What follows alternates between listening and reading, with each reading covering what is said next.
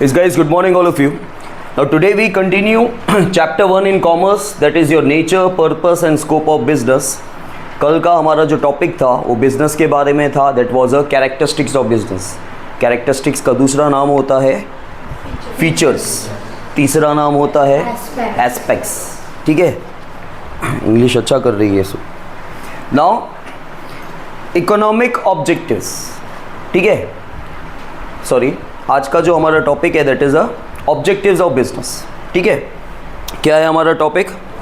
Objectives of business है. अब देखो, हमारे बिजनेस का या किसी के भी बिजनेस का, जो भी बिजनेस करता है उसका मेन मोटो, मेन मुद्दा क्या है? प्रॉफिट. Profit through earning. ठीक है, अर्निंग के थ्रू प्रॉफिट चाहता है. तो देखो, मेन मुद्दा, मेन ऑब्जेक्टिव, हमारा जो मेन एम है वो तो प्रॉफिट है ही, लेकिन भाई दूसरी चीज़ों को भी हमें थोड़ा पूछना पड़ता है.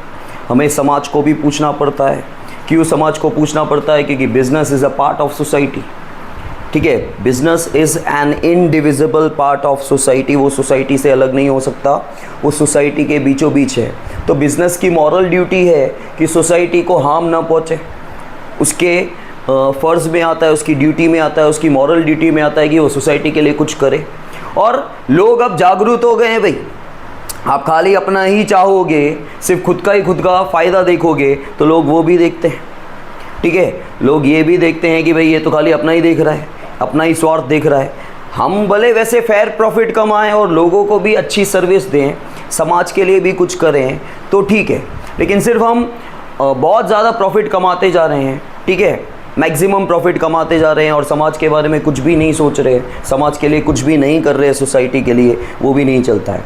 तो दो your main objective is a profit. ठीक है, बिजनेस का मेन ऑब्जेक्टिव प्रॉफिट है, लेकिन आपको बाकी की सोशल रिस्पॉन्सिबिलिटीज़ भी फुलफ़िल करनी है. अब वो क्यों करनी होती है? क्योंकि लोग अवेयर हो चुके हैं. स्टेट के रेस्ट्रिक्शंस हैं. अब स्टेट मतलब कॉमर्स और इकोनॉमिक्स में जब ये लोग स्टेट बोलते हैं, उसका मतलब होता है स्टेट गवर्नमेंट. गवर्नमेंट की तरफ से रेस्ट्रिक्शंस होते हैं. वो सोशल में भी मैंने आपको बताया था कि स्टेट मतलब स्टेट गवर्नमेंट होता है. ठीक है, सी दो द प्राइमरी ऑब्जेक्टिव मतलब मेन ऑब्जेक्टिव मतलब फंडामेंटल ऑब्जेक्टिव जो है बिजनेस का, that is making profit. Now more than one objectives are accepted due to awareness among customers, restrictions of state and changing conditions.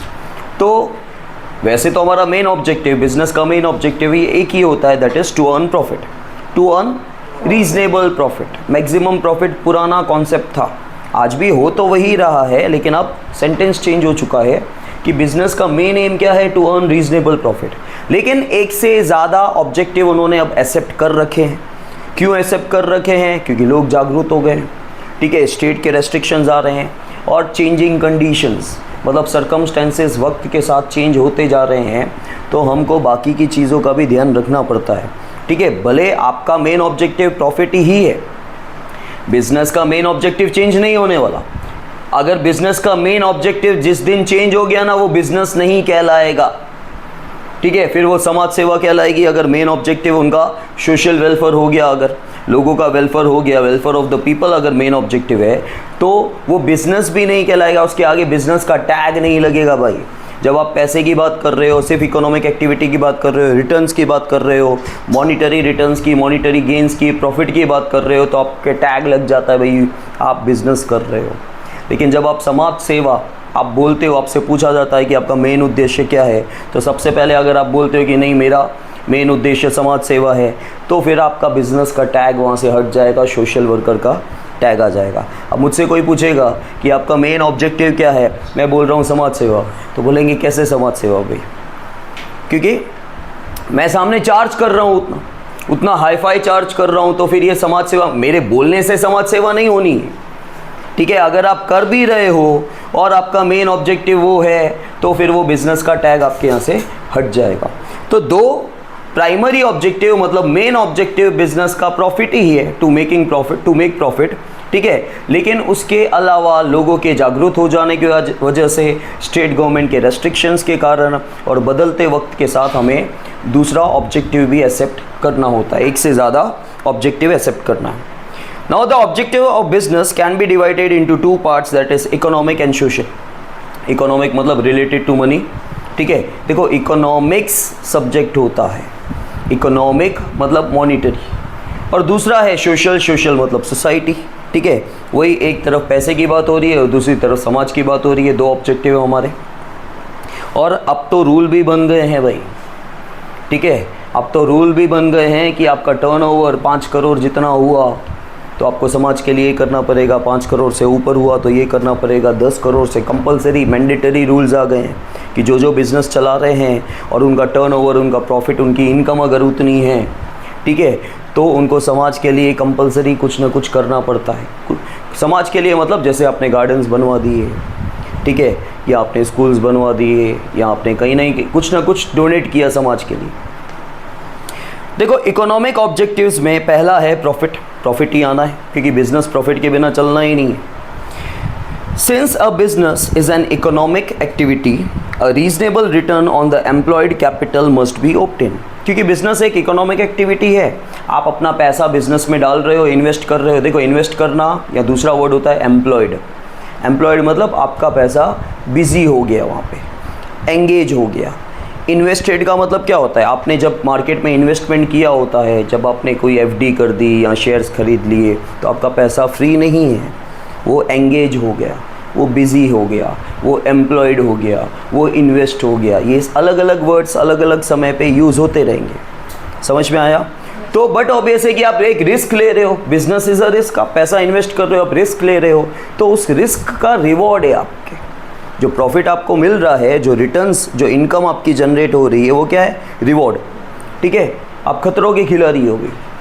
ठीक है, आपने खतरा मोल लिया तो खतरा मोल लेने का आपको सामने रिवॉर्ड मिल रहा है। ठीक है, आपने जो पैसा डाला तो बिजनेस एक रिस्क है, क्योंकि हमने कल देखा बिजनेस के अंदर रिस्क और अनसर्टेनिटी हर मोमेंट पे होती है, हर पल पे होती है रिस्क और अनसर्टेनिटी। तो ज़रूरी नहीं है कि आपने पैसा डाला तो आप प्रॉफिट अच्छा खासा कमाओगे, आपको नुकसान भी तो हो सकता है। आप रिस्क ले रहे हो तो वो रिस्क का रिवॉर्ड है। This return is profit. To earn profit is essential not only for the existence of the business but also for the growth of the business। बोला गया है कमाना ज़रूरी है, प्रॉफिट ज़रूरी है for the survival of the business, business को चलाने के लिए, बिज़नेस को के ग्रोथ के लिए, बिज़नेस को एक्सपैंड करने के लिए, मॉडर्नाइज करने के लिए। अब ये दो वर्ड याद रखना, मैंने 10th में भी शायद सोशल में बोला था एक आधा बार, एक्सपेंशन एंड मॉडर्नाइजेशन। एक्सपेंशन आपको सबको पता है फिर भी कि बिज़नेस को फैलाना, एक्सपेंड करना, बढ़ाना। और मॉडर्नाइजेशन का एक ही मतलब होता है कि टेक्नोलॉजी लेके आना, उसको मॉडर्नाइज बोलते हैं।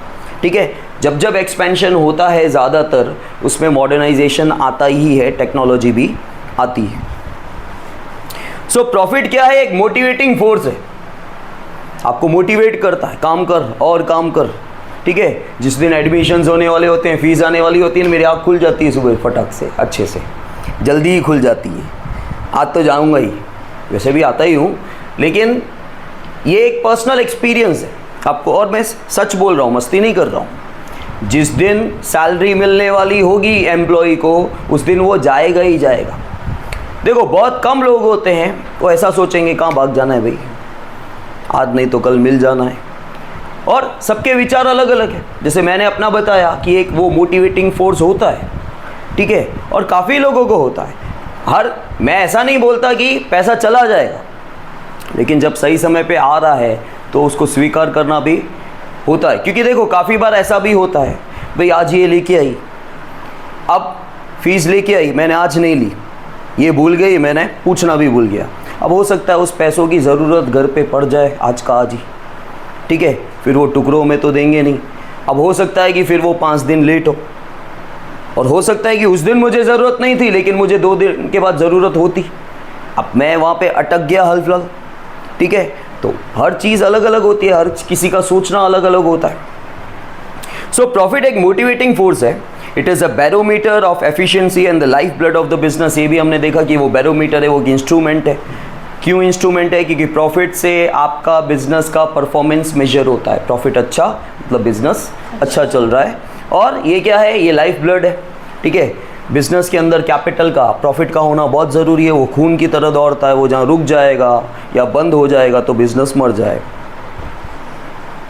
These days the concept of reasonable profit is accepted instead of maximum profit। मैंने पहले ही बताया कि पहले क्या चलता था एक कॉन्सेप्ट चलता था बिजनेस का, आज भी चलता तो वही है भाई। आज तो अभी तो ज़्यादा हो रहा है कि लोग अपना ही सोचते हैं, ठीक है, लेकिन फिर भी बुक्स में ऐसा लिखा हुआ है कि जो कॉन्सेप्ट है बिजनेस का वो क्या एक्सेप्ट किया उन्होंने, रीजनेबल प्रॉफिट का। पहले क्या चलता था भाई, मैं ही खाऊं, मैं ही खाऊँ, मैं ही खाऊँ भाई, ठीक है, और कोई नहीं खाए। गुड मॉर्निंग, उठो। By earning reasonable profit, a business unit gets acknowledged in the society along with the earning fair profit. ठीक है, जैसे सीधी सी बात है, अगर आप अच्छी क्वालिटी दो और कम पैसा लो तो आपकी वाह वाह होगी, ठीक है। अब मैं टाइम सफिशिएंट देता हूँ क्लासेस पे, एक्स्ट्रा टाइम्स भी देता हूँ, लेकिन अगर उसके साथ मैं फ़ीस भी कम कर दूँ तो मेरी मार्केट में और भी वाह वाह होगी, ठीक है, वो मेंटेलिटी। लेकिन अब जब आप हाई फाई चार्ज कर रहे हो और सर्विस दे रहे हो तो वो सरबर हो जाता है, वो बैलेंस हो जाता है। भाई हाई फाई इसलिए चार्ज हो रहा है, टाइम दे रहा है तो पैसा भी तो ले रहा है, ठीक है। लेकिन अगर मैं टाइम अच्छा दूं और कम पैसा लूं तो बोलो अरे यार पैसा भी इतना कम है और टाइम भी बहुत ज़्यादा दे रहा है, तो ये हो जाता है, ठीक है। तो क्या होता है, जब आप रीजनेबल प्रॉफिट अर्न करते हो मार्केट के अंदर तो उस समय क्या होता है कि आपकी वाह वाह होती है, आपकी एक पहचान बनती है, आपकी एक इमेज बनती है कि भाई बंदा, उसकी एक सोसाइटी में रेपुटेशन क्रिएट होती है करके, लोग पहचानते हैं अच्छे से। A business unit can be acknowledged by the society and can survive in the competition by earning fair profit. Fair profit चलेगा, वो लंबे समय तक सर्वाइव करेगा, ठीक है। क्यों? क्योंकि अगर 10 दुकानें हैं, 10 दुकानों में सारे 10 प्रोडक्ट सेम मिल रहे हैं, आपके पास भी क्वालिटी सेम ही है, लेकिन आपका भाव कम होगा तो कस्टमर आपके पास टर्नअप होगा, ठीक है। मैं सालों से इस दुकान से लेता हूँ, सालों से, ये नई दुकान खुली है, सेम प्रोडक्ट मिला, सेम क्वालिटी मिल रही है, ठीक है। अब क्या होगा, मैं एक चीज़ सोचूंगा, अरे इसको बुरा लगेगा, ठीक है। अगर मैं सोच रहा हूँ इसको बुरा लगेगा तो इसको भी तो सोचना चाहिए ना कि सेम क्वालिटी का प्रोडक्ट मिल रहा है और सस्ता उसको मिल रहा है, तू दे सस्ता, तेरे पास आता हूँ। मैं रिलेशन मेंटेन करूँ तो तू नहीं करेगा क्या भाई, तुझे भी तो करना है ना, बराबर। जैसे गाड़ी चलाते वक्त काफ़ी बार बोलते हैं, बोले मैं ही देखूँ क्या, सामने वाला नहीं दिखेगा क्या, ठीक है। लेकिन वो क्या होता है कि भाई खाली ये बोलोगे तो फिर एक्सीडेंट भी हो जाएगा, काफ़ी बार हमको ही जाना पड़ता है, लेकिन रिलेशन दोनों तरफ से मेंटेन होंगे। अगर मैं ये सोच रहा हूँ इसको बुरा लगेगा तो भाई सेम क्वालिटी का प्रोडक्ट वहाँ से सस्ते में मिल रहा है, तू मेरे को दे सस्ते में, तेरे पास आ जाता हूँ, तू मुझे महंगा दे रहा है, मुझे बुरा लगेगा, वो तू तो नहीं सोचता है, तो फिर मैं क्यों सोचूँ, ठीक है। Now maximization of wealth. देखो प्रॉफिट है ना, प्रॉफिट वो शॉर्ट टर्म कॉन्सेप्ट है। क्यों शॉर्ट टर्म कॉन्सेप्ट है आपको बताता हूँ। और जो वेल्थ है, वेल्थ जो है वो लॉन्ग टर्म कॉन्सेप्ट है, ठीक है। जो प्रॉफिट होता है, क्योंकि देखो प्रॉफिट कैलकुलेट होता है at the end of the year.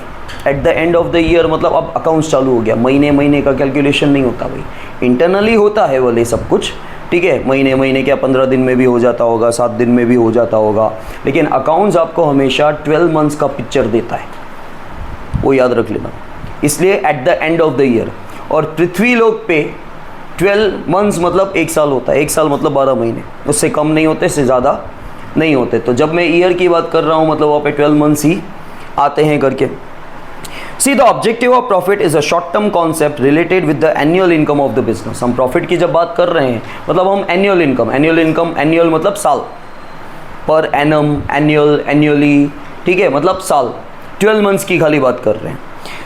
Maximisation of wealth is a long term concept, it is a long term objective, ठीक है। लेकिन मैक्सिमाइजेशन ऑफ वेल्थ, मेरा धन इंक्रीज होता रहे, तो भाई 1 साल के बेसिस पे आप नहीं बोल सकते हो कि भाई मेरा जो पैसा है वो बहुत ज़्यादा, आपको वेल्थ का मैक्सिमाइजेशन करना है तो वो एक लॉन्ग टर्म प्रोसेस है, लॉन्ग टर्म कॉन्सेप्ट है। The projects which increase the wealth of a business at a long run are accepted, but obvious है कि आप हमेशा वही प्रोजेक्ट्स एक्सेप्ट करना चाहिए आपको जो आपके वेल्थ को मैक्सिमाइज करेंगे, ठीक है, और वो सालों साल लग जाएंगे उसमें। In the circumstances like depression मतलब लंबे समय तक जब रिसेशन चलता है उसको डिप्रेशन कहा जाता है। मार्केट में जब मंदी चलती है लंबे समय तक, सिर्फ मंदी चल रही है कुछ समय के लिए, उसको रिसेशन बोलते हैं। और जब लंबे समय तक मंदी चल रही है मतलब आप मार्केट में ट्रांजैक्शंस लोग नहीं कर रहे, उसे डिप्रेशन कहा जाता है। तो डिप्रेशन के समय तुम्हारा डिप्रेशन नहीं, लेकिन जब मैं इकोनॉमिक्स में बोलता ही हूँ कि जब लंबे समय तक, वो डिप्रेशन अलग होता है हमारा माइंड वाला और ये डिप्रेशन अलग है, लेकिन दोनों को मैंने कनेक्ट कर दिया। मैंने बोल रहा है कि भाई लंबे समय तक अगर मंदी चलेगी मार्केट में तो लोग वैसे ही डिप्रेस हो जाएंगे, सेलर डिप्रेस हो ही जाएगा ना, मेरा घर कैसे चलेगा भाई। तो वो डिप्रेशन को इसके साथ कनेक्ट कर सकते हो, लेकिन वो डिप्रेशन अलग है और ये डिप्रेशन अलग है। लेकिन इस डिप्रेशन की वजह से हम डिप्रेस हो जाते हैं। तो जब मार्केट के सर्कमस्टेंसेस हैं, ये इसको ट्रेड साइकिल बोलते हैं। इसको क्या बोलते हैं? रिसेशन, इन्फ्लेशन, डिप्रेशन, ये सब क्या होता है, इसको ट्रेड साइकिल बोलते हैं। इकोनॉमिक्स में आएगा आपको। तो डिप्रेशन जैसी circumstances, business has to give up the objective of profit. सीधी सी बात है, जब मार्केट में मंदी चल रही है लंबे समय तक और आप प्रॉफिट के बारे में सोच रहे हो, ठीक है, आपको खाने के वांदे और आप होटल में खाने की बात कर रहे हो, ठीक है, तो यहाँ पे वो है कि जब मंदी चल रही है तो प्रॉफिट को तो भूल जाओ, ठीक है। The objective of maximization of wealth is related with the economic benefit of the owner of the business. तीसरा है other economic objectives. Other economic objectives include economic development and growth of business, expansion of market, best possible utilization of resources, application of modern technology etcetera. तो बाकी दूसरे जो economic objectives हैं उसमें क्या include हो जाता है? इकोनॉमिक डेवलपमेंट, बिजनेस का ग्रोथ, बिजनेस का एक्सपेंशन, ठीक है, उसके साथ ही जो भी हमारे पास अवेलेबल रिसोर्सेज हैं, जो भी चीज़ें हमारे पास है उसका बेस्ट पॉसिबल यूटिलाइजेशन करना, ठीक है, मैक्सिमम यूटिलाइजेशन करना, या एक और वर्ड कॉमर्स और इको में आएगा, ऑप्टिमम यूटिलाइजेशन करना। क्या आएगा? ऑप्टिमम का मतलब वही है बेस्ट, आपके पास जो भी प्रोडक्ट है उसका बेस्ट यूटिलाइजेशन। और ऑप्टिमम या बेस्ट यूटिलाइजेशन का मतलब होता है वेस्टेजेस ना करना, या कम से कम वेस्टेजेस हो गई, हर जगह होता ही है, लेकिन कम से कम वेस्टेजेस करना, उसको बोलते हैं ऑप्टिमम यूटिलाइजेशन। मतलब सही तरीके से यूज़ करोगे, आपको यूज़ करना आती है चीज़, ठीक है, इसलिए तो ट्रेन किया जाता है ना, इसलिए ही कभी भी कोई भी काम करने आप जाओगे तो आपको ट्रेन किया जाता है ताकि वेस्टेजेस ज़्यादा न हो करके। इसके बाद है social objectives. C some social objectives are given priority by business for the benefit of the society. तो सोसाइटी के बेनिफिट के लिए, लोगों के वेलफेयर के लिए कुछ सोशल ऑब्जेक्टिव्स को भी हमें प्रायोरिटी देनी पड़ती है। प्रॉफिट तो हमारा मेन ऑब्जेक्टिव है ही, लेकिन कुछ सोशल ऑब्जेक्टिव्स को भी हमें प्रायोरिटी देनी पड़ती है। The existence of business is not possible without society, ठीक है, बिजनेस का जो एग्जिस्टेंस है वो सोसाइटी के बिना पॉसिबल नहीं है। मैंने क्या बोला? Business is an indivisible part of the society, business is at the centre of the society, वो सोसाइटी से अलग नहीं हो सकता, इसलिए बिजनेस की मॉरल ड्यूटी है, ठीक है। जैसे तुम अब तुम्हारे परिवार का एक हिस्सा हो, बराबर, तुम चाह कर भी तुम्हारे परिवार से अलग नहीं हो सकते, तो ऑटोमेटिकली कुछ मॉरल ड्यूटीज़ आ जाती है आपके ऊपर परिवार के लिए। वैसे ही बिजनेस एक मेंबर है और सोसाइटी एक परिवार है। तो बिजनेस जो है वो सोसाइटी का एक इनडिविजिबल पार्ट है, वो चाह कर भी उसे अलग, क्योंकि जहाँ पर भी बोलोगे सर यहाँ बिजनेस नहीं करना है, कोई कहीं और बिजनेस करना है, लेकिन वो भी सोसाइटी है, पूरा सब सोसाइटी ही है। वो तुम जहाँ रहते हो वो सोसाइटी की बात नहीं हो रही है, समाज की बात हो रही है। वर्ल्ड में कहीं पे भी चला जाओगे, बिजनेस जहाँ पे भी होगा वो सोसाइटी ही, ठीक है। तुम बोलोगे सर हम बहुत दूर चले गए, समुंदर के आसपास वहाँ पे कोई नहीं था, वो सोसाइटी नहीं थी, ऐसा नहीं, वो सोसाइटी है, सब सोसाइटी है। बिजनेस पृथ्वी लोक पे जहाँ पे भी करोगे वो सोसाइटी है। So therefore the importance of objectives other than profit is accepted. इसलिए प्रॉफिट के अलावा बाकी का जो आपका जो मॉरल ड्यूटी है वो ऑब्जेक्टिव भी आपको यहाँ पे देखना है। नाउ पहला है, देखो, ऑब्जेक्टिव ऑफ सोशल रिस्पॉन्सिबिलिटी। वैसे हम सब कुछ समझ चुके हैं, लेकिन रीडिंग करनी है। देखो, it has become necessary for the business to be aware of the interest of the different groups of society because of consumers awareness, states restrictions, consumer education, consumer association। अब ये ज़रूरी हो गया है बिजनेस को, बिजनेस चाहता नहीं है एक्चुअली, यहाँ पे बोला गया है कि ये ज़रूरी हो गया है कि बिजनेस को अपने प्रॉफिट के अलावा दूसरी चीज़ों पे ध्यान देना पड़ता है। क्यों? कंज्यूमर अवेयर हो गया है, लोग जागरूक हो गए हैं, ठीक है।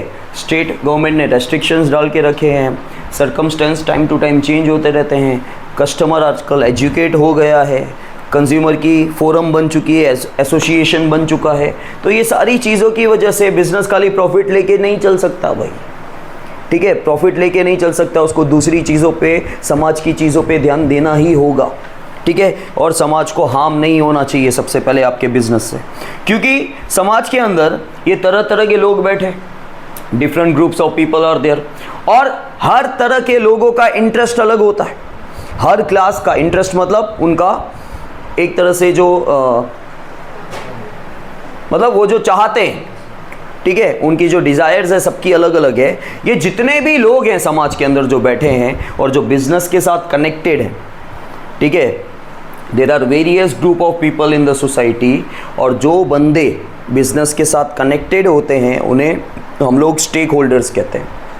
क्या बोलते हैं? फॉर एग्जाम्पल मैं आपको बता दूं, जैसे सबसे बड़ा स्टेक होल्डर, सबसे मेन स्टेक होल्डर आपके हिसाब से कौन है?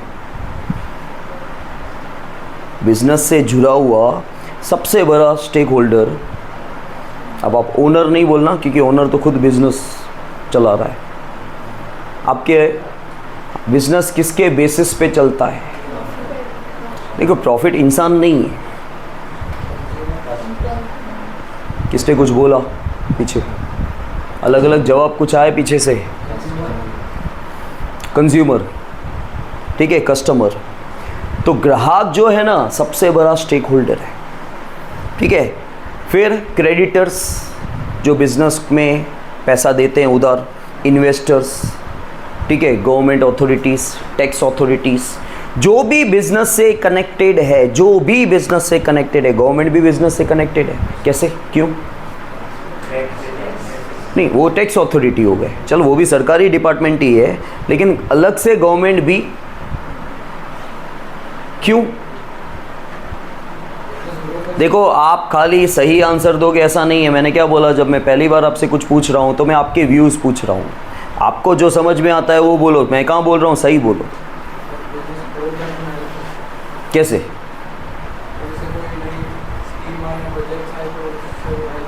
और गवर्नमेंट मतलब कैसे? वही तो पूछ रहा हूँ, कैसे गवर्नमेंट कैसे पार्ट हुआ बिजनेस का? बोलो बोलो, कोई तुम बोलोगे ऐसा नहीं सोचो अरे एक बार गलत गया तो दूसरी बार नहीं बोलूँगा। बोलो, तुम सही होगे तो तुम्हारा कॉन्फिडेंस गेन होगा, तुम गलत होगे तो तुमको सही आंसर मिलेगा। और because government rules and regulation बनाती है, सिंपल, गवर्नमेंट लॉ बनाती है, उस रूल्स एंड रेगुलेशन से हम लोग बंधे हुए हैं, ठीक है। एक तरह से गवर्नमेंट का इंटरफेरेंस है हमारे काम के बीच में, ठीक है। Then different interest groups or classes of society such as owner, employees, customers, creditors, government, ये सारे के सारे कौन कहलाते हैं? यहाँ पे वर्ड लिखा हुआ नहीं है, आगे चल के आगे के चैप्टर्स में आएगा। They are the stakeholders are associated with the business unit and these different groups have different interest with business। तो सबका अलग अलग जो इंटरेस्ट है, सबका अलग अलग है, सबका एक जैसा नहीं है। It is necessary to take care of the interest of these different groups, और हमें, क्योंकि ये इन सारे लोग जो जुड़े हुए हैं ना बिज़नेस के साथ, इनकी वजह से ही अपना बिज़नेस चल रहा है। अगर इनको हम सेटिस्फाइड नहीं करेंगे तो ये बुरा मान जाएंगे, बिज़नेस नहीं चलेगा भाई, ठीक है। तो इन सबके जो भी इंटरेस्ट हैं वो हमें पूरे करने, सेटिस्फाइड करने। The business has to abide by maintenance of environment, employees welfare act, factory act, consumer protection act. तो बिजनेस बंधा हुआ है कि एक तो हमें एनवायरनमेंट को पॉल्यूट नहीं करना है, मेंटेन करके चलना है।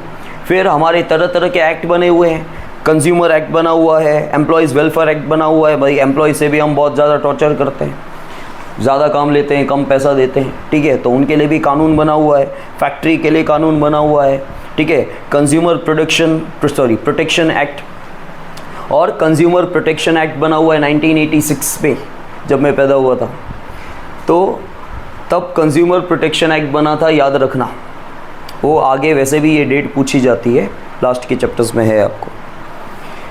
इसके बाद है objective to provide employment opportunities. ये दूसरा ऑब्जेक्टिव है कि हम समाज के लिए क्या कर सकते हैं सबसे पहले, क्योंकि सबसे पहले हमारे देश के अंदर प्रॉब्लम क्या है, पॉपुलेशन की प्रॉब्लम है। देखो, जो मेन मुद्दा है ना अपने देश का, एक ही है, पॉपुलेशन। बाकी सारे मुद्दे इस पॉपुलेशन एक्सप्लोशन के ऊपर है।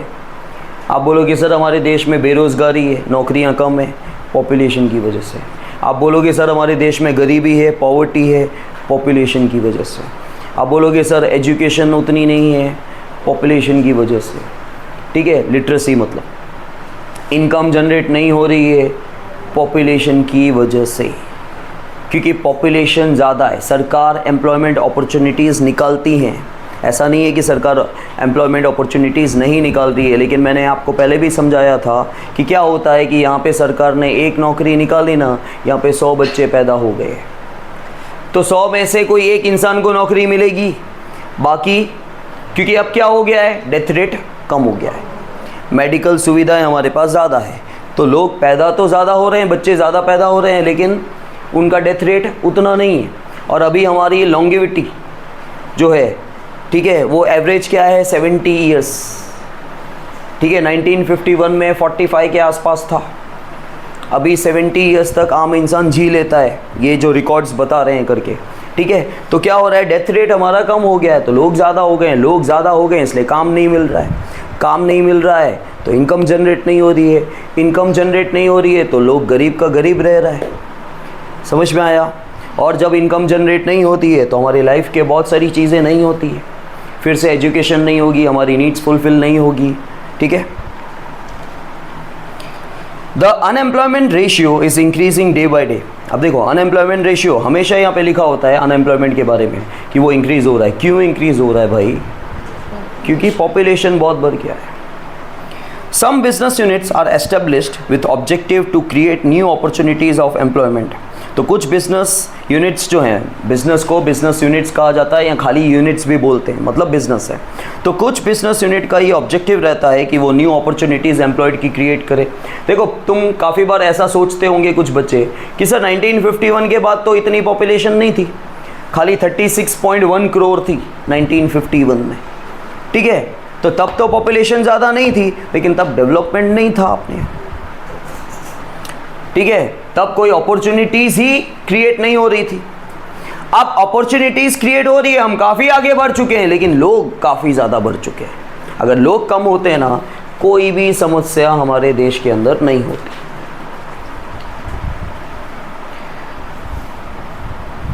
सो एग्जाम्पल, जैसे khadi and cottage industries commission selects those industries which provide employment opportunities. देखो, ऐसा नहीं है कि एम्प्लॉयमेंट मतलब आपको हाई फाई एम्प्लॉयमेंट ही चाहिए। जैसे छोटी मोटी इंडस्ट्रीज़ जो है, खादी, ठीक है, और कॉटेज इंडस्ट्रीज़ जो घर पे आप सारी चीज़ें बिना मशीनरी के चीज़ें बनाते हो।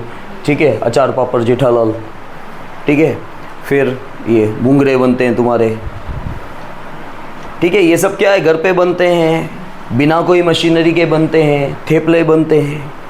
ठीक है, गृह उद्योग बोलते हैं हम लोग इन सारी चीज़ों को। कॉटेज इंडस्ट्रीज़ हिंदी में बोलते हैं गृह उद्योग, गृह, ठीक है, घर पे बनाते हैं, उद्योग मतलब इंडस्ट्री।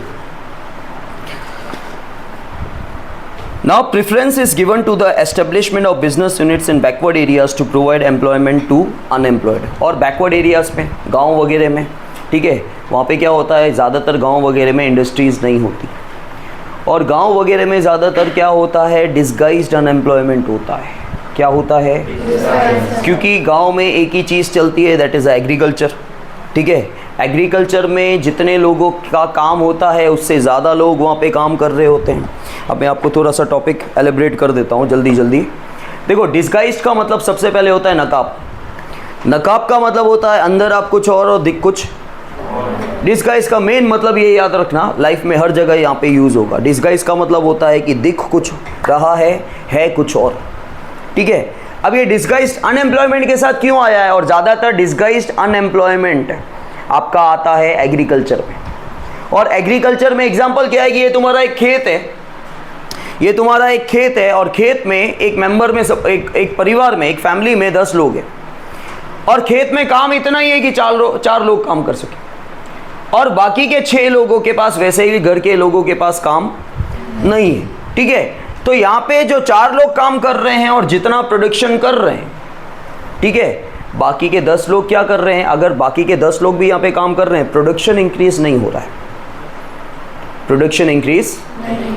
तो वैसे लोग यहाँ पे काम कितने लोगों का है, और काम करते हुए कितने दिख रहे हैं, लेकिन भाई 4 लोगों से जितना प्रोडक्शन हो रहा था ना, 10 लोगों से भी उतना ही हो रहा है। कोई एक्स्ट्रा प्रोडक्शन ऐसा नहीं है कि 6 लोग आ गए, 6 लोग ज़्यादा आ गए तो प्रोडक्शन इंक्रीज हो रहा है। हाँ, 6 लोग ज़्यादा आ गए और प्रोडक्शन इंक्रीज हो रहा होता, मतलब 10 के 10 लोग काम कर रहे हैं, 10 के 10 लोगों के पास काम है। लेकिन 10 लोग आने के बाद भी प्रोडक्शन उतना ही हो रहा है जितना 4 लोग कर रहे थे। ठीक है, तो अब अगर सामने से देखेगा कोई, मैं एक बंदा देख रहा है यहाँ से, कितने लोग काम करते हुए दिख रहे हैं, 10 लोग, लेकिन एक्चुअली काम कितने का है, 4। तो देखो, जो रोजगार है, मतलब जो जिनके पास नौकरी है, जिनके पास काम है, एक्चुअली वो 4 लोग ही, और 6 लोग तो, और बाकी के 6 लोग जो है वो आइडल है। लेकिन क्या हो रहा है, देखने वाले को क्या दिख रहा है, 10 लोग काम कर रहे हैं, 10 के पास काम है, लेकिन एक्चुअली वहाँ पे 6 लोग अनएम्प्लॉयड है, उनके पास कोई काम नहीं। इसको बोलते हैं डिसगाइज्ड अनएम्प्लॉयमेंट। ठीक है, तो धीरे धीरे क्या हो रहा है, बैकवर्ड एरिया में, गांव वगैरह में, बैकवर्ड एरिया में क्या हो रहा है कि वहाँ पे इंडस्ट्रीज वगैरह स्टार्ट की जा रही है। तो क्या होगा, जो डिसगाइज्ड अनएम्प्लॉयमेंट है, खेत में ये जो 6 लोग खाली फोकट का बैठे थे ना भाई, वो उठ के वहाँ पे इंडस्ट्री में चले जाएंगे, तो उनको एम्प्लॉयमेंट मिलेगा। समझ में आया?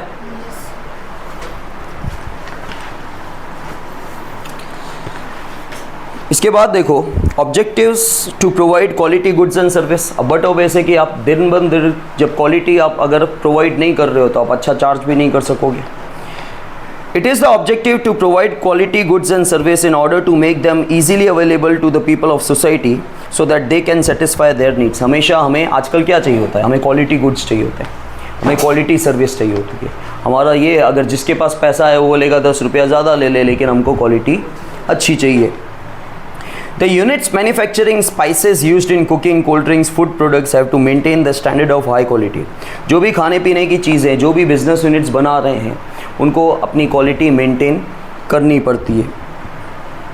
See, business units have social objective, are committed to provide goods and services at fair prices. Example, delivery of goods at home, after sale service, delivery of goods at home के बाद comma है, फिर after sale service, installation of goods. तो business units ये सारी facility देते हैं आजकल कि जो गुड्स हैं वो घर तक डिलीवर कर देंगे। आफ्टर सेल सर्विस ज़्यादातर कहाँ पे चाहिए होती है, जो इलेक्ट्रॉनिक आइटम्स होते हैं, जैसे टीवी है, आजकल आप स्मार्ट टीवी लेते हो तो डेमो चाहिए उसका, वॉशिंग मशीन लेते हो, फ्रिज लेते हो, आपके पास जो टेक्नीशियन है वो आके पहले आपको डेमो बताएगा कि ये ऐसे ऐसे वर्क करता है। ठीक है, तो ये सारी सर्विसेज ज़रूरी हो गई है। इंस्टॉलेशन, अब देखो कम से कम 10 से 15 साल हो गए हैं, मैं देख रहा हूँ कि एसी का इंस्टॉलेशन का 1500, अभी तक 1500 ही चल रहा है। 10 साल तो पक्के। ठीक है, पहली एसी मैंने 2013 में शायद ली थी। ठीक है, तो उसको 10 साल हो गए तब भी, और उससे पहले से भी मैं सुनता ही आ रहा हूँ कि इंस्टॉलेशन मतलब फिटिंग चार्जेस, ये जो फिट करने आते हैं ना, कोई भी एसी वाला है, वो 1500 रुपया लेता है। 10 साल हो गए। 10 साल तो मैंने बोला, मैंने पहली एसी जब मेरे घर पे ली थी तब की बात है। ठीक है, उससे पहले से भी मैं 1500 ही ली। तो ये लोग क्या और इंक्रीज़ नहीं कर सकते क्या? लेकिन फिर क्या होगा, धीरे धीरे इंस्टॉलेशन कुछ ज़्यादा ही लगेगा। ठीक है ना। Then objective to adopt fair trade practices, मतलब आप घोटाला ना करो, आप फॉल्स स्कैरसिटी ना बताओ, आप ब्लैक मार्केटिंग ना करो। C, black marketing of products, accumulation of goods, misleading advertisements or unfair practices in business. ठीक है, आप ब्लैक मार्केटिंग कर रहे हो, आप फॉल्स स्कैरसिटी दिखा रहे हो, क्योंकि बेसिक चीज़ें हैं, जैसे आज दूध है, नमक है, चीनी है, ये चाहिए ही चाहिए आए दिन पे। आप जानबूझ के बोल रहे हो नहीं है, ताकि आपको कस्टमर बोले भाई कहीं से भी ला के दे, 5 रुपये ज़्यादा ले लेना, होगा उसके पास ही, गोडाउन से लेके आएगा। ठीक है, वो बोलेगा मैं यहाँ से लेके आता हूँ, वो बोल रहा है 10 रुपये ज़्यादा लगेगा। वो अनफेयर प्रैक्टिसेस है। ठीक है, और मिसलीडिंग एडवर्टीजमेंट। ठीक है, एक बहुत साल पहले एक एडवर्टीजमेंट, शायद कोई एक कंपनी, रेफ्रिजरेटर था, कि मैं कॉलेज में था तब की बात है, कि बोले फ्रिज के ऊपर कुछ बर्फ़ जम रही है या ऐसा कुछ हो रहा है। वो खाली एक एडवर्टीज़मेंट का तरीका था। तो ज़्यादातर जो एडवर्टीज़मेंट होती है वो मिसलीड करती है, क्योंकि सारे के सारे फीचर्स या सारे के सारे फंक्शन आपको ज़रूरी नहीं है मिलेंगे ही मिलेंगे करके। Then artificial scarcity of essential goods must not be created. जो ज़रूरी चीज़ें हैं उसकी आर्टिफिशियल स्कैरसिटी मतलब जानबूझ के बोलने का कि ख़त्म हो गया है, नहीं, ठीक है।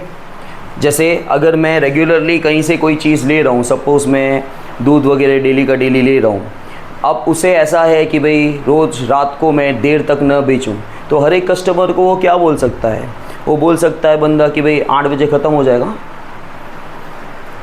ताकि सेफर साइड के लिए 8 बजे तक आके लोग लेके चले जाए, ठीक है। और काफ़ी बार ऐसा होता भी है कि हम बार बार किसी को बोल रहे हैं और फिर भी वो समय पे नहीं आ रहा है, तो एक आधा बार हम ऐसा भी कर सकते हैं, है हमारे पास पर हम बोल रहे हैं नहीं ख़त्म हो गया।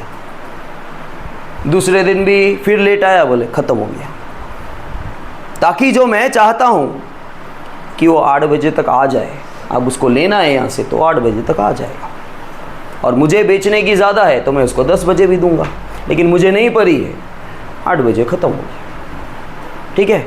फिर काफ़ी बार तो ऐसा होता है, काफ़ी बार रिलेशंस होते हैं यहाँ क्या, तो वो चेक भी कर लेते हैं, और फिर उस समय निकला तो बोले है तो सही, बोले हाँ है लेकिन ये बिक चुका है, वो लेने आएगा। तो बोले मेरे लिए भी रख दिया होता ना भाई, तूने बोला कहाँ था। तो जवाब तो बहुत सारे लोग। चलो फिर, business units must adopt the objectives of fair trade practices for the welfare of customers and. तो हमें सारे के सारे फेयर ट्रेड मतलब आप घोटाले नहीं कर रहे हो, ट्रेडिंग मतलब वही परचेज सेल जो भी आप कर रहे हो, ठीक है। प्रैक्टिसेस मतलब ये जो कर रहे हैं उसको फेयर ट्रेड प्रैक्टिसेस कहा जाता है, मतलब आप थोड़े इंसानियत के साथ बिजनेस करो।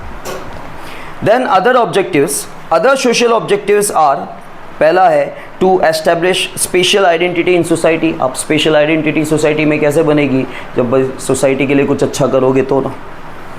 Then to conduct research work in the field of production, अगर आप प्रोडक्शन का काम कर रहे हो तो बार बार कुछ समय के बाद रिसर्च करो, ठीक है। To be helpful in the economic development of the nation and to cooperate with the government for the same, to provide various incentives to the employees and execute welfare schemes for them. और incentive का मतलब होता है commission, तरह तरह की commissions employees को दो, ताकि क्योंकि कोई भी इंसान दिल से काम करता है, दिल से, लेकिन दिल के अंदर पैसा डालोगे तो काम करेगा, ठीक है।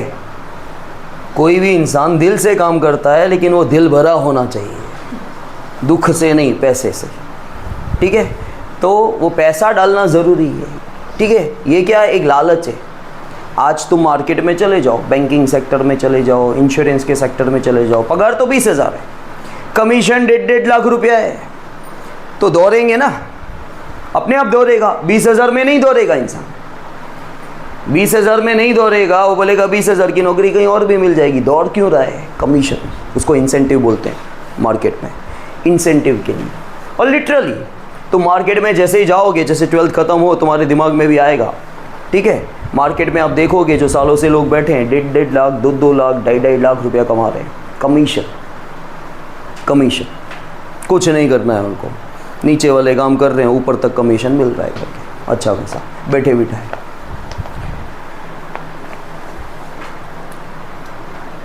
ठीक है, समझ में आया।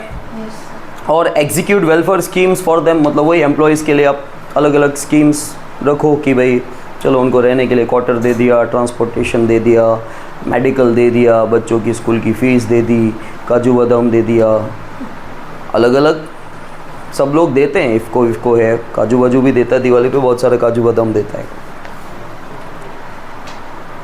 ठीक है, समझ में आया। तो ये हो गए आपके ऑब्जेक्टिव्स। अब फटाफट से हम बिजनेस रिस्क देख लेते हैं। देखो, there is an uncertainty of profit और risk of loss in the business.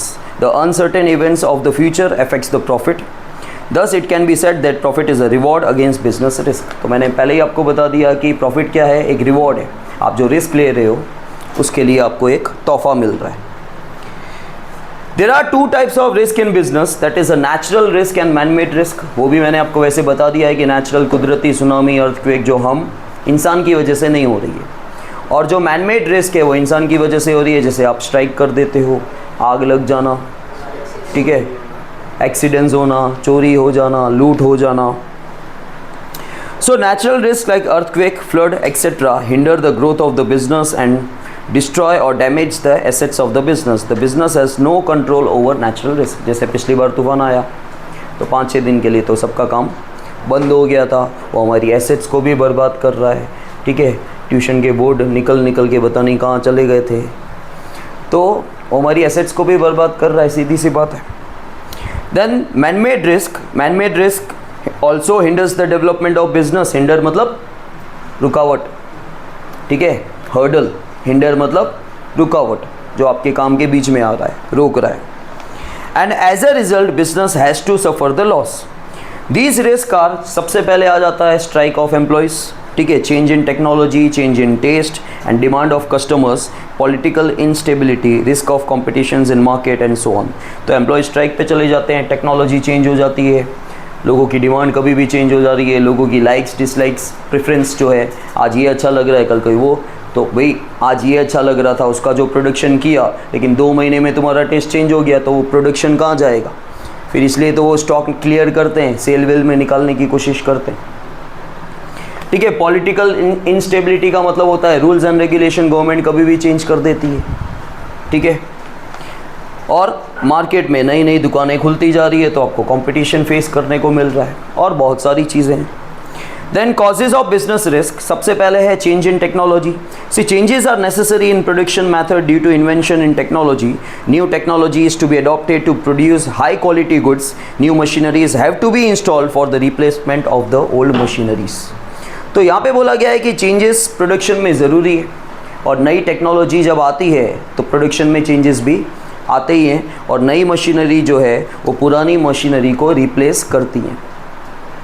Threat of substitute products, अच्छा तो ये कॉज कैसे हुआ बिजनेस रिस्क का, क्योंकि भाई तुम्हारा जो बिजनेस चल रहा है उसमें पुरानी मशीनरी है, इसने बिजनेस खोला, इसने नई मशीनरी लाई, वहाँ के फ़ायदे ज़्यादा हैं, भाव वही है, तो लोग कहाँ जाएंगे, लोग वहाँ जाएंगे। यहाँ थोड़ा सा महंगा है लेकिन बेटर क्वालिटी मिल रहा है, तो लोग वहाँ जाएंगे, तो हमारे बिजनेस को एक रिस्क है। फिर threat of substitute products, market में आजकल बहुत सारे सब्सटीट्यूट प्रोडक्ट्स मिल गए हैं। पहले साबुन चलते थे तो साबुन बहुत गिने चुने होते थे, ठीक है, लक्स साबुन चलता था, अभी तो तरह तरह के साबुन आ गए हैं, सब्सटीट्यूट प्रोडक्ट आ गए, ये नहीं तो वो उठा लिया, ठीक है। बिस्किट्स आते थे तो बिस्किट्स भाई चॉकलेट वाले या क्रीम वाले बिस्किट, सेलेक्टेड बिस्किट्स आते थे, अभी तो लाइन लगी हुई है। तो ये क्या है, ये थ्रेट है आपके बिजनेस को। थ्रेट का वैसे मतलब होता है धमकी, लेकिन वैसे धमकी नहीं, लेकिन आपको एक कंपटीशन मिल रहा है करके वो, क्योंकि सब्सटीट्यूट प्रोडक्ट्स का मतलब ही यही होता है कि एक की जगह दूसरा। जैसे बचपन में हमने टूथपेस्ट देखी थी तो वही कोलगेट सबसे पहले आती थी, फिर उसके साथ आई थी मेरे ख्याल से पेप्सोडेंट, बाकी की कोई टूथपेस्ट नहीं होती थी, ज़्यादातर वाइट कलर की कोलगेट आती थी, ठीक है, और उसके साथ फिर रेड कलर की पेप्सोडेंट आने लगी या ब्लू कलर की आने लगी, तो अरे कलर देख कैसे होता था, वो वाइट टेस्ट नहीं आ रहा है, पेप्सोडेंट की थोड़ी खुशबू अच्छी आ रही है करके। तो लेकिन फिर जो कोलगेट का दीवाना है वो कोलगेट ही यूज़ कर रहा है अभी तक, ठीक है। जो लक्स का दीवाना है वो लक्स से ही नहा रहा है आज तक। लेकिन अब मार्केट में सब्सटीट्यूट प्रोडक्ट ज़्यादा आ गए, ठीक है, मतलब आपके पास, क्योंकि क्या है, कुछ लोग होते हैं जिसको एक पे टिकता है ना, वो एक ही पे ही टिकता है, उसको वैरायटी नहीं चाहिए होती है। लेकिन आजकल जो जनरेशन है बोले वैरायटीज़ चाहिए अपने को, ये भी ट्राई करें ना वो भी ट्राई करें। देन कंपटीशन, जैसे यहाँ पे एग्जांपल दे रखे हैं सब्सटीट्यूट प्रोडक्ट्स के, जैसे ball pen in the place of fountain pen, ठीक है। Then vessel of steels in the place of copper and brass, तो अब बॉल पेन आ गई है फाउंटेन पेन की जगह, और पहले क्या चलता था, स्टील के कॉपर और ब्रास के बर्तन चलते थे, आज भी लोग प्रेफर करते हैं, जैसे गर्मी है खास करके, ठीक है। लेकिन अब धीरे धीरे क्या आ गया, उसकी जगह स्टील आ गया। Television in the place of radio. Competition increases the business risk which directly affects the business profit. Competition जब आता है मार्केट में तो कहीं ना कहीं, बट ऑब्वियस है कि एक साथ 5-6 होटलें खुल गई तो लोग यहाँ भी जाएंगे, वहाँ भी जाएंगे, वहाँ भी जाएंगे, वहाँ भी जाएंगे, कहीं पे भी चले जाएंगे, ठीक है। तो कंपटीशन मिल रहा है तो आपकी सेल पे इफ़ेक्ट पड़ता है, और सेल की वजह से प्रॉफिट पे इफ़ेक्ट आता है। The sale price of the product is to be reduced and advertisement expenses are to be incurred by business unit to maintain its position in the market and to face competition and thus profit gets. तो भाई आपको competition में survival करने के लिए, competition में रहने के लिए आपको अपना सेल प्राइस नीचे लाना पड़ता है, और सेल प्राइस नीचे जाएगा तो कहीं ना कहीं आपका प्रॉफिट, चलो आप सर्वाइवल रहेगा, आप मार्केट में रहोगे, लात मार के बाहर निकाल देंगे भाई, ज़्यादा हाई फाई प्राइस रखना है, चलता है। देखो जिनके पास पैसा है वो चलता है। आदिपुर गांधीधाम में ऐसे बहुत सारे अभी मैं नाम नहीं लूँगा, लेकिन ऐसे बहुत सारे दुकान हैं जहाँ पे भाव बहुत ज़्यादा है लेकिन फिर क्वालिटी भी दे रहे, ठीक है, और एट द सेम टाइम आप दूसरी जगह जहाँ पे सेल में मिल रहा है और तो वहाँ पे क्वालिटी भी डिग्रेड होती है, ठीक है, फ़र्क तो होता है लेकिन फिर पैसों का भी अच्छा खासा फ़र्क हो जाता है करके। देन लेजिस्लेशन मतलब लॉ, ठीक है, वही जो नियम कानून बने हुए हैं। C government formulates law regarding pollution, तो गवर्नमेंट जो है पॉल्यूशन के रिगार्डिंग लॉ बनाता है कस्टमर्स के लिए, वर्कर्स के लिए, इंडस्ट्री के लिए, but these law causes risk for the, क्योंकि बिजनेस के बीच में आ रहे हैं, ऐसा नहीं करो, ऐसा करो, ऐसा नहीं करो, ऐसा करो, तो कहीं ना कहीं क्या हो रहा है, बिजनेस को इफेक्ट करता है, बिजनेस की सेल को इफेक्ट करता है और सेल की वजह से प्रॉफिट को इफेक्ट करता है। Example minimum wages act and factory act, ठीक है, मिनिमम वेजेस एक्ट का मतलब क्या होता है पता है, बिजनेस के लिए रूल बना है कि आपको कम से कम इतनी वेजेस, इतनी मजदूरी तो मजदूर को देनी ही है, उसको मिनिमम वेजेस एक्ट बोलते हैं। फिर है फैक्ट्री एक्ट, मतलब फैक्ट्री के नियम कानून, भाई ये सुविधाएं होनी चाहिए, एक्सीडेंट होने के रिस्क कम होने चाहिए, किसी एम्प्लॉय को ज़्यादा इंजरी नहीं होनी चाहिए, ठीक है, वो अलग अलग नियम कानून बनाए गए हैं करके। पॉल्यूशन लेवल इतना ही होना चाहिए, धुआं इस लेवल का ही निकलना चाहिए। They hinder the business in decision making. अब क्या होता है जब हम कोई डिसीजन लेने बैठते हैं, ठीक है, तो उस डिसीजन के साथ पहले मुझे वो रूल्स देखने पड़ते हैं, भाई उसके रूल्स तो बीच में नहीं आ रहेंगे, और रूल्स नहीं होते तो हम अपनी मर्जी से कोई भी डिसीजन ले लेते हैं। अनसर्टेनिटी ऑफ डिमांड, डिमांड की कभी भी सर्टेनिटी नहीं है भाई, मार्केट में कब कहाँ क्या पलट जाए, कैसे पलट जाए, कोई भरोसा नहीं है, या तो चीज़ सालों साल तक चलती है, ठीक है, जैसे तुम लोग एक वर्ड यूज़ करते हो मार्केट में, ट्रेंड, ये ट्रेंड चल रहा है, ट्रेंड आपको पता है ट्रेंड एक्चुअली क्या होता है, trend is a long term concept, हर 3 महीने में जो चेंजेस आ रही है उसको ट्रेंड नहीं बोलते हैं भाई, 5, 6 साल, 7 साल, 8 साल के बाद जो बदलाव आता है ना मार्केट में उसको ट्रेंड कहा जाता है। लेकिन हम लोग ट्रेंड किसको बोलते हैं, अब 2 महीने के बाद भाई ये टी शर्ट का ज़माना चल रहा है, इसका ट्रेंड चल रहा है, फिर 3 महीने के बाद दूसरा एक टॉप आ गया, टी शर्ट आ गया, जीन्स आ गया, फटी हुई जीन्स आ गई, ठीक है, अब इसका ट्रेंड चल रहा है, तो ट्रेंड नहीं है वो, 3 महीने में ट्रेंड चेंज ही नहीं होता है, पहली बात है उसको ट्रेंड बोलते ही नहीं, उसको सिर्फ शॉर्ट टर्म चेंजेस बोला जा सकता है। लॉन्ग टर्म फ्लक्चुएशंस को, लॉन्ग टर्म चेंजेस को हम लोग ट्रेंड बोलते हैं।